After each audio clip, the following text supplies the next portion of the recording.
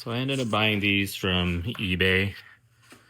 It was two separate kits because when I ordered the one with the LED, it looked like it came with the fog light, but it didn't. So I had to order the fog light kit separately. But here it is, all installed in the bumper right here. So I didn't have to take off the front bumper at all or get under the car. Luckily, Toyota gave us enough room. Passenger side, as you can see, you just reach over the passenger headlight. The plastic covers are just held in by, I think, 4 or 5 plastic tabs. You just have to get a flathead or a little pry tool. Reach under one of these gray tabs right here. I think there's 4 or 5 of them right around the plastic housing. You pop it out, and then you can, the passenger side, you can just pull it out from above, or you can just slide it out from the opening.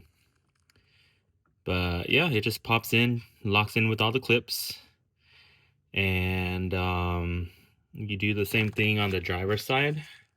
So this driver's side, a little bit less room because Toyota decided to put, this big ass windshield fluid tank right here.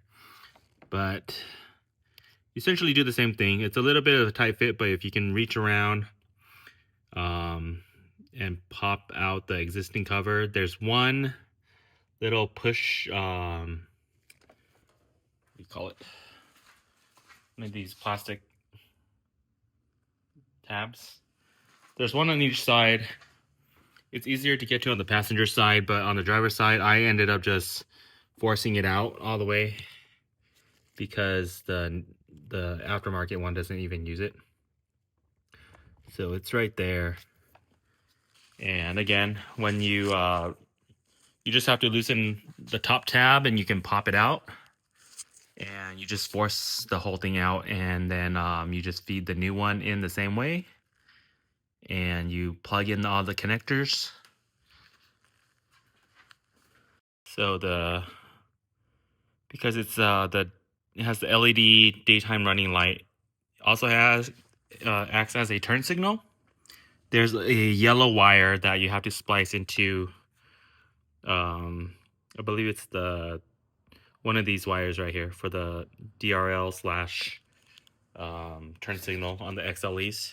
So you just tap it into that. And then I ran, this thicker one is for the fog light, and the smaller one was for the DRLs. Just ran it underneath the radiator cover and down to where the passenger side is. And then to run it into the car, the switch harness, I ran it through here, fed it over the fender liner. So there's 3 or 4 of the plastic push tabs, and there's one right here. So there's one right here, this one, and this one. And then I just popped off the trim a little bit. You reach under here and you reach through and pull the wire through. There's the plastic, there's a rubber grommet right here where the hood latch cable comes through.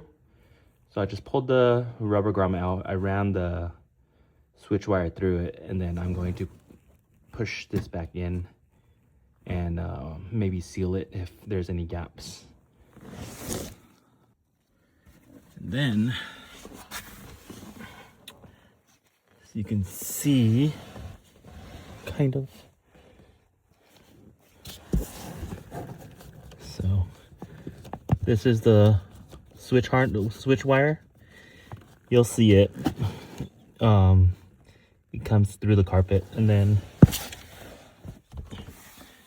what I did was, see this tray? When you open it, When you open it out, there's these tabs right here. Right here. You just squeeze the sides and then it'll pop out, and you just pop it out of the where it's held onto the plastic. And then from there, I reached through, pushed the side piece out a little bit, and then you just pop this out and let it kind of just hang by itself right here. And then from there, you just reach through, and the switch cable or wire will be dangling right there. You're just gonna feed it through there. And then what I did was I reached through here and pulled it up. And then I plugged the switch button right here and plugged it in.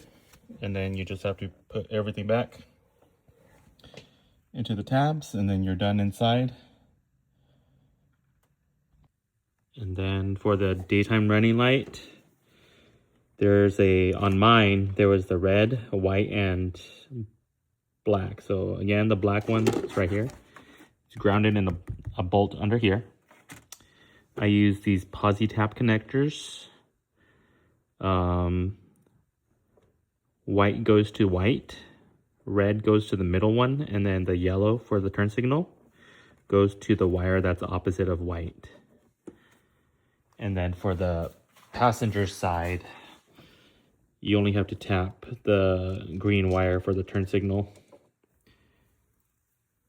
Okay, and then as far as wiring in the engine bay goes, for the fog light, since I ran the switch through this side, the wire that came with the harness wasn't long enough, so I had some 18 gauge wire laying around. I cut a section, spliced it here, heat shrinked it. So this one, I still gotta get a connector so I can connect it to the positive terminal.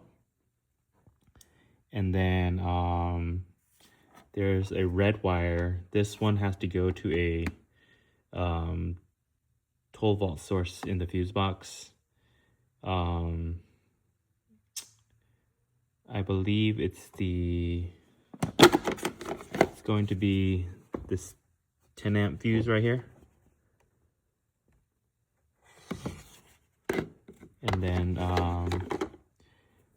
the black wire, I grounded all 3 black wires. There's a bolt right under this cover. I grounded all 3 of them under there. So the black one from the Foglight harness, the black wire from the DRL, and I